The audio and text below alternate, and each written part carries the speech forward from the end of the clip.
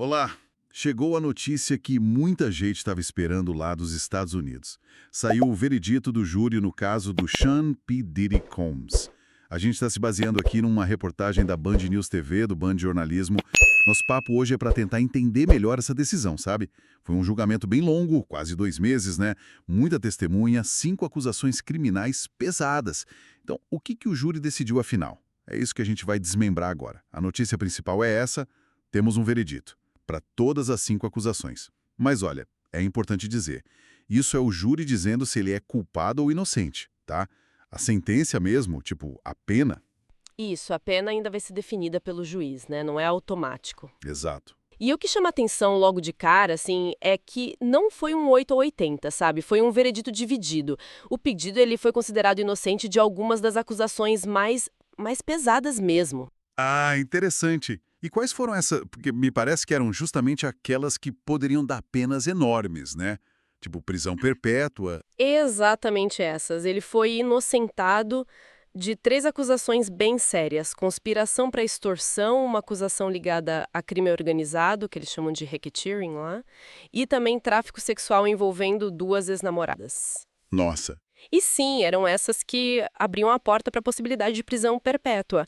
Então, com essa absolvição, bom, essa possibilidade específica já era, caiu por terra. Uau, isso muda bastante cenário para ele, imagino. Mas você disse que foi dividido, então. Ele não saiu livre de tudo. Não, não saiu. O júri achou ele culpado em outras 2 acusações. As 2 têm a ver com transporte para fins de prostituição, que basicamente é levar alguém, às vezes entre estados diferentes, né, com intenção de exploração sexual comercial. Entendi. Uma dessas condenações envolve uma ex-namorada, que no processo chamam de Cassie, e outras pessoas. E a segunda condenação, pelo mesmo tipo de crime, envolve outra ex, a Jane, e também outras pessoas. Tá, deixa eu ver se eu peguei. Então, resumindo, inocentado das 3 mais bombásticas, digamos assim, incluindo crime organizado e tráfico sexual que poderiam dar perpétua. Isso. E condenado por 2 de transporte para prostituição, é isso? É exatamente isso. E aí, quando a gente olha o quadro geral, percebe que, assim, claro que essas condenações por transporte são crimes federais graves, podem dar uma pena de prisão considerável, sim, Certo. mas elas não têm aquele mesmo peso ou a mesma pena máxima potencial daquelas outras acusações das quais ele escapou, né? Agora, o processo segue para a fase da sentença. Aí o juiz vai ter que fazer a conta da pena, né? Calcular o tempo certinho, as condições, baseado na lei e no caso. Faz sentido.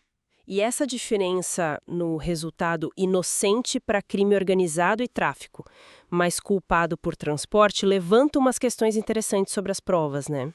Como assim? Bom, talvez o júri tenha achado que a evidência para provar o ato específico de transportar alguém para prostituição era mais concreta, mais direta, sabe?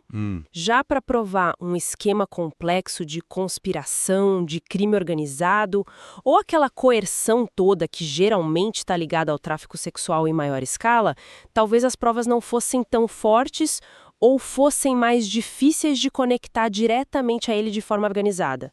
Provar uma rede é diferente de provar um ato, né? Entendi. É uma leitura possível, sim. Então, o que a gente pode dizer agora, nesse momento, a conclusão mais imediata é que foi um resultado misto, né? Exato. Ele evitou o pior cenário possível, a perpétua, que era real por causa daquelas acusações mais graves. Mas, ao mesmo tempo, não saiu ileso. Foi considerado culpado por crimes específicos. Exatamente. O veredito do júri fecha essa parte de definir a culpa, mas abre a próxima, que é toda focada na sentença. E esse caso todo ele mostra, de novo, como é complicado julgar figuras públicas, né? Especialmente com acusações que cobrem muito tempo, relações complicadas. É verdade. A forma como as provas são apresentadas, como são interpretadas pelo júri, acaba sendo tudo, né? Fica então uma coisa para a gente pensar, né?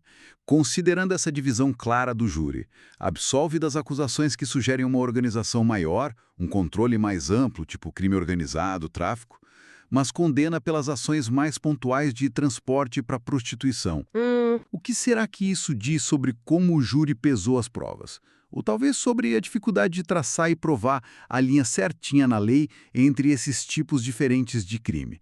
especialmente num caso que parece ter tido tantas nuances, né? Pois é, fica essa questão no ar. Mostra a complexidade mesmo, tanto dos fatos quanto da aplicação da lei nesses casos.